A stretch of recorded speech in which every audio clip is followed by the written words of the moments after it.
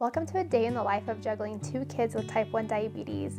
This is a real look at what a typical day is like for us, the highs, the lows, and everything in between. Welcome to the chaos. So it's about 9:30 in the morning. I just finished my morning walk and my son texted me and said his Dexcom expires in 30 minutes. So I was like, hey, no, you're good. You have a 12-hour grace period. And he says, no, I only have 30 more minutes on my grace period. So I'm gonna quickly get ready, throw on a wig, draw on the eyebrow, and run to his school to change his Dexcom. So I've got 2 diabetics. I keep all of their Dexcoms in this basket. So what I'm doing right now is I'm making sure that I'm grabbing one of Kainola's because we have had to replace so many lately. And so I want to make sure that I get the right one in case it fails. I know who's to replace and such and who's to report to Dexcom. I feel like we've had to replace almost every single sensor. So, but yep, got one for him. In addition to his Dexcom, I'm also going to get a skin prep wipe. I really like this brand, so this will help it just protect the skin and help it stick a little bit more. I'm also getting a remover wipe. Again, I really like this brand. This is going to help get that sticky residue from his old Dexcom off. So we're going to grab these and then a couple of alcohol wipes to clean and disinfect.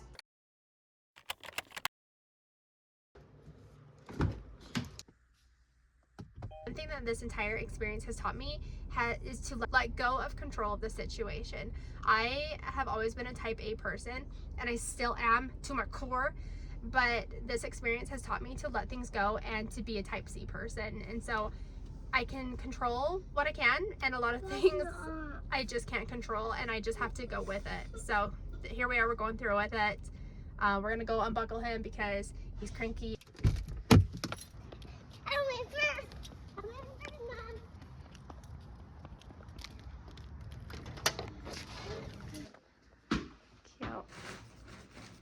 Being gum. It keeps coming off.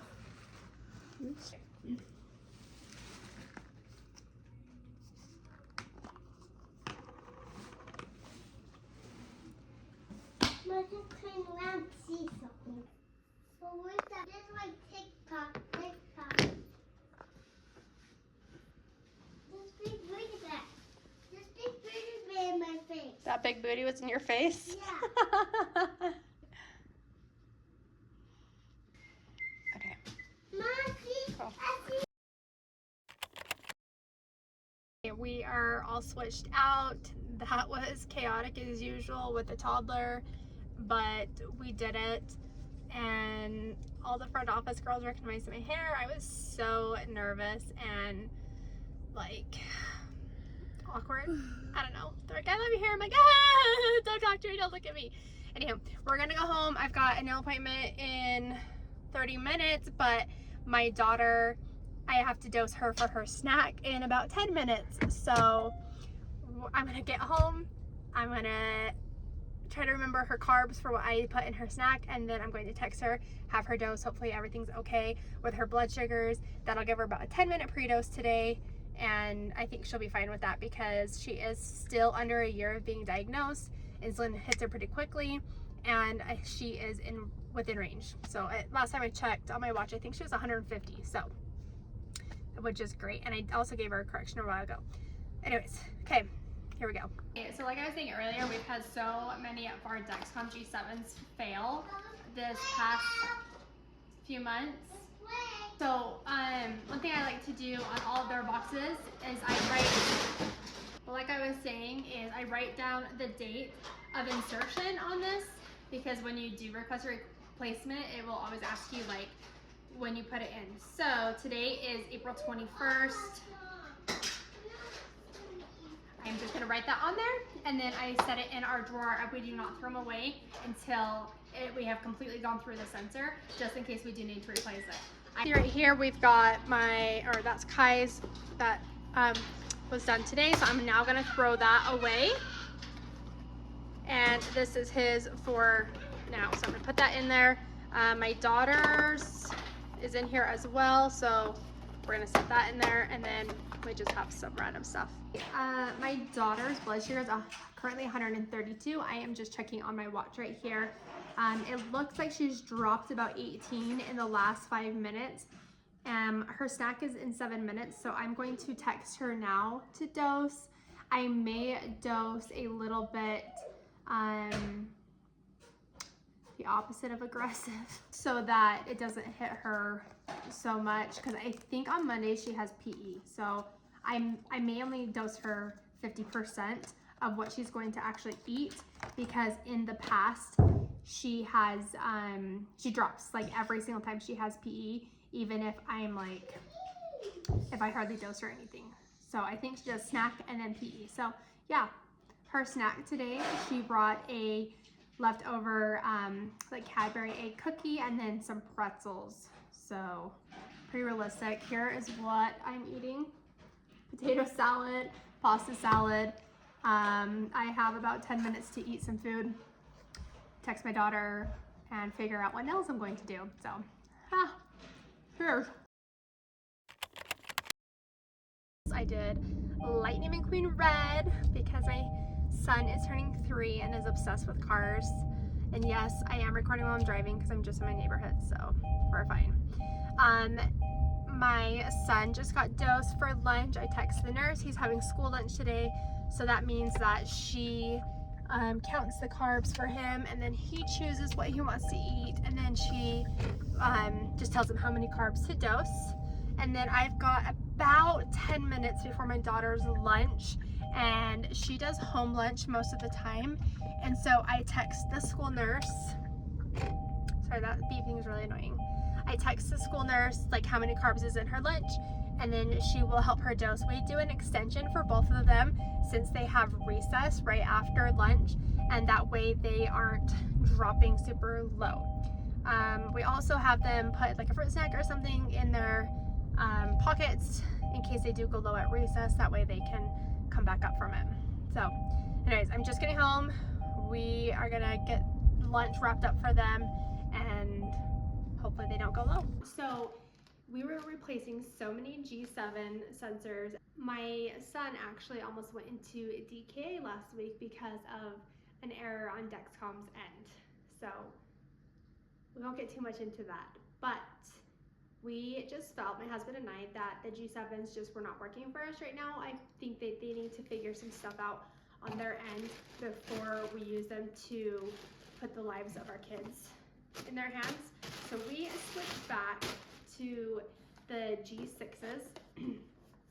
We have a bunch of G6 sensors still from earlier this year. I think I have 6 of them.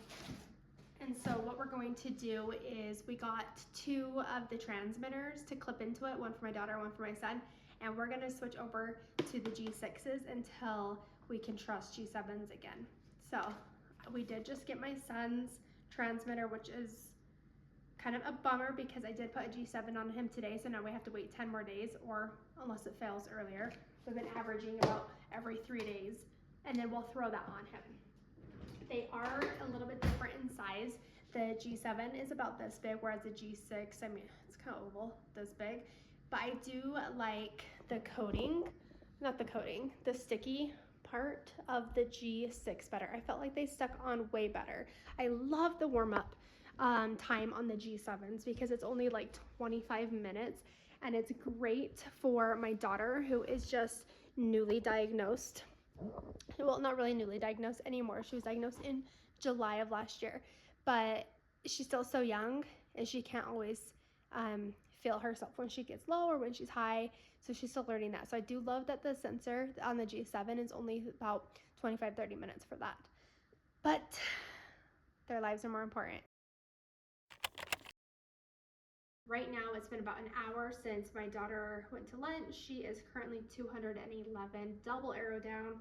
She's dropped about 17 points in the past 5 minutes. My son is, I believe, 123 straight. So I will show you. I just watched them. So you can see right here, hopefully. My daughter, 211, double arrow down. And my son, yep, 123 straight. He's only changed one, so you can tell his basal's working just fine. He's doing great. He's within range. I'm fine with that number. With my daughter, I'm going to keep an eye out on her. She is just finishing recess, but I want to make sure that she doesn't drop too low since it is a double arrow down. With her, she's a little bit more sensitive to insulin. So yeah, hopefully she'll stabilize out here soon. So I'm going to get to work and I will catch up soon. Before I can proceed though, I need to have a Monster energy drink. If you are a type 1 parent, you know that we are not getting a lot of sleep. It's almost as if we have newborns for the rest of our lives.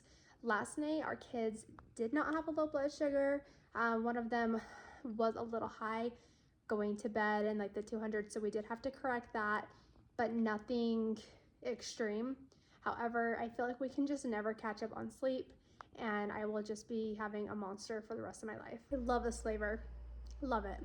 So Monster, we need you to sponsor us parents, and Capri Sun sponsor the kids. All right, it's been about 2 hours since my daughter's been dosed for lunch, so she has had plenty of time for that insulin to work. She was double arrow down last time that I got on here, but now she is actually running quite high, and so is my son. It's just outside my comfort zone. So today's actually both of their site change day, which they typically run high towards the end of that time because their body can't absorb the insulin like it does maybe at the end of day 1 or something. So I am going to give them both a correction. I'm going to text both of them, tell them what to do. My son, they're both in the 300s. I will send or put a screenshot right here what they are. This is something that a lot of type 1 parents won't share. They won't share when their kids are high because I'm assuming out of fear of judgment from others. That's why I don't ever talk about it. It's like if you post something or talk about, but if you ever talk about something that isn't like perfect with your kids' diabetes, then immediately the diabetic community attacks you. And so that's not what I'm about. Everybody's journey is different. Everybody's doing their very best. And so I just want you to know if you're going through the same thing, I'm not here to judge you. So they're both running a little bit high. My guess, like I said, is because of both of their infusion sites are up for a change today. So they're in the 300s. I'm going to give them a correction. I'm just going to send them a text and tell them how much to dose. My son is a little bit more versed in his diabetes. He knows like what IOB means. He knows how to extend. I'll do all of that. My daughter does not. She can barely send a text message with words. So yeah, so I will just tell her how much to do, and then we kind of just hope for the best. I kind of have an idea of what her IOB is just because I know what her correction factor is. I know what basal she's on. I have all of that in here, and so I will dose accordingly. She also has another recess coming up here pretty soon, and so I do have to be mindful of that. So I'm going to go ahead and text them and get them all corrected to see if I can get them to come down a bit. It's been an hour now since I dosed my kids their corrections. I gave my son 3.5 units and my daughter 2 units. Now my daughter is coming down. She's, I think, 166 double arrow down. My son is coming down a lot slower. He's 323 angle down. And so once he gets in the car, I'm probably going to hit him with more insulin, be bold with insulin, as the Juice Box podcast would say. And that's really helped us manage their diabetes a lot well. But I wanted to get on here and talk a little bit before they get into the car. I'm just sitting at school pickup. And first of all, I'm not one of those moms that can just come here like 30 minutes before they get done with school and just sit at my car forever. 1, I don't have enough time for that. And 2, why? I don't know. So I pull up sometimes like 5 minutes before they get out, and that's all we've got. That's the time we have. That's also the only time that he gets to have his iPad is while I'm waiting. So they do go to 2 different schools, and so I will be picking them up from there. However, okay, I just wanted to get on here and talk a little bit. I wanted to talk to mainly the parents of type 1 diabetics, or I guess if you are a type 1 diabetic yourself. I just wanted to say, like, stop beating yourself up if you or your kids' numbers are not in range all of the time. I think it kind of goes with social media. We only post the good things, right? Like, not a lot of people post the bad things in life. So nobody's going to get on there and be like, oh, look at my current blood sugars, or Look at my kids' current blood sugars. They're in the high 400s. Nobody's going to do that, because all you're going to get is judgment from people and hate, and I don't know. The world is a cruel place. But I'm here to tell you that blood sugars are just all over the place. And that's just how it is, especially in children, because we cannot predict what is going to happen with them. Their hormones are going wild, especially once they hit puberty. Their activity can change at any moment. It's not something that they plan. Like us as adults who plan to go to the gym at a specific time, we know what's going to happen. And with kids, it's not the same. Their food is different. They eat something different, you know, like every single day at lunch. So we don't know how much they're going to eat. We don't know how it's going to affect their blood sugars, or, you know, lack of sleep, their emotions, if they're feeling anxiety, if they are feeling upset, if they're sad. That's all going to change their blood sugars, and you can't control that. So it's like I talked about earlier, letting go of that control will make it so much easier. I know that like their A1Cs are not going to be, I don't know, high 6s, low 7s forever. Would I love for them to have a 5.5 A1C like I see parents post on Facebook pages? Absolutely. But in order for me to get my kids there, I would have to restrict their diet. I would have to restrict / encourage more exercise. I would have to be super controlling in their life. And I feel like diabetes already took away that carefree portion of their childhood that I'm not going to take away anymore. So they are only young once. I do not want to create PTSD for them or any bad memories. And we're just going with it. We do let them eat what they want. That doesn't mean that they can just get in the cupboards and just eat junk all the time. What it means is I'm not putting them on a low carb diet. What that means is if they want to have a donut with the rest of their class when somebody has a birthday, for sure, let's just dose for it. You can have a donut, that's fine. So it also means at breakfast, I'm not doing sugar-free syrup. It's disgusting. Nobody wants that, okay? We do sugar-loaded syrup, okay? Let's be realistic here. That's what they want. That's what I give them. And we just learn how to dose properly. It's just like with cereal. We learn how to dose for their cereal. We learn how to do all of that, and it's a trial and error. It takes a really long time. I'm 3 years into it with my first kid, and we're still learning. We are still changing his dose, like something on his pump at least once a week, at least. So don't beat yourself up. This is me just to tell you that you're doing a great job. In fact, you're doing a fantastic job. If your child is alive, if their A1C is better than it used to be when they were diagnosed, you're doing a good job. You're doing a good job. You're doing a good job. You're doing a good job. Anyways, you don't want to hear me sing. So, yeah, my kids are almost here. And when we get home, we are going to dose. And now you'll be able to start seeing my kids in this video now that they're home with school. We got to change out their sites. We got to dose them. And I still haven't done grocery shopping, but we do hopefully have some dinner for tonight. So, just to wrap up my pep talk, you're doing a good job. I promise. You're doing better than you think, okay? And if you feel like you're not, text me. Comment. Whatever. Did you have PE today? Yeah. Did you play at PE? No. Okay, I think it's site change day. Should we check? Yeah. Okay, let's check. Today's snack, she chose one of these 0 sugar 7-Ups. And she's got a leftover brownie from yesterday's Easter. So we are going to swag this. I'm going to assume that this is probably about 45 carbs, just based off of other brownies that we've done in the past. This is 0 carbs because it is sugar-free. So I'm going to let her sip on that right now. And then it looks like she wants a roll as well. These are homemade, so I already know what's in this. These are about 15. So 45 and 15 is how much?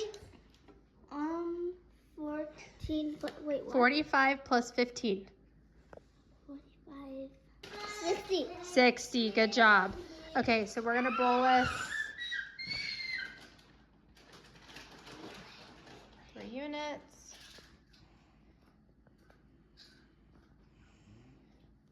Okay, and looking at your blood glucose, you're 165. How long should your pre-dose be? 10 minutes.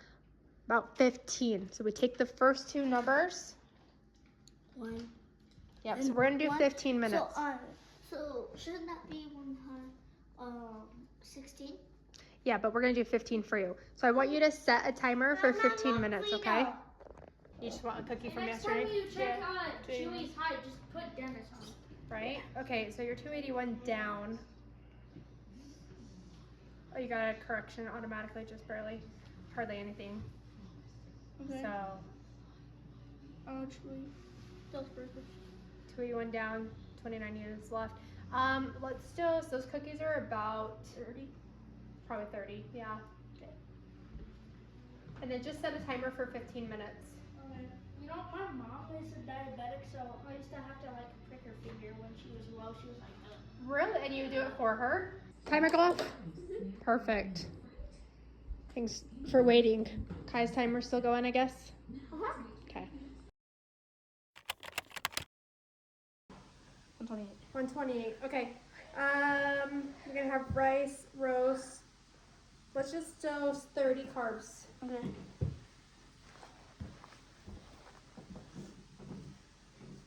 And then we're waiting on Malia. Okay, what's your blood sugar? You're probably high because you had those crackers and gum. Oops. Did you say thank you, Chewy? 268, but you just got a correction. Thank you. Um, Thank you. I'm gonna dose you for 30 carbs as well for your rice, and that should also cover a little bit bigger correction. So she stamps a book every time she gets a new one.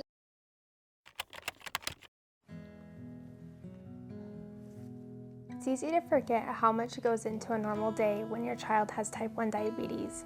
There's no break, no off days, just a quiet kind of bravery that begins the moment they open their eyes and lasts long after they fall asleep. Today we're changing their pump sites. 2 little bodies, 2 lives held together by tubing, cartridges, and a kind of strength that can't be taught, only lived. I line up the supplies. I've done this more times than I can count, but it still tugs at me, the weight of it. The reality that this is their normal, not by choice, but by need. There's a stillness in these moments, a heaviness too, but also a deep, unwavering love, one that moves through my hands as I fill their cartridges, load the pump, press gently on their skin. They trust me, even when it hurts, even when they're scared, and I don't take that lightly. Because this isn't just a sight change. It's part of our rhythm now. It's part of how we fight for them, quietly, every single day. I don't show them my fear anymore. Just calm, just care. And when it's all done, I hug them a little longer. I remind them they are brave. This life isn't easy, but it's beautiful. And these moments, these sacred, ordinary moments, are everything. Mom, do you like it? I love it.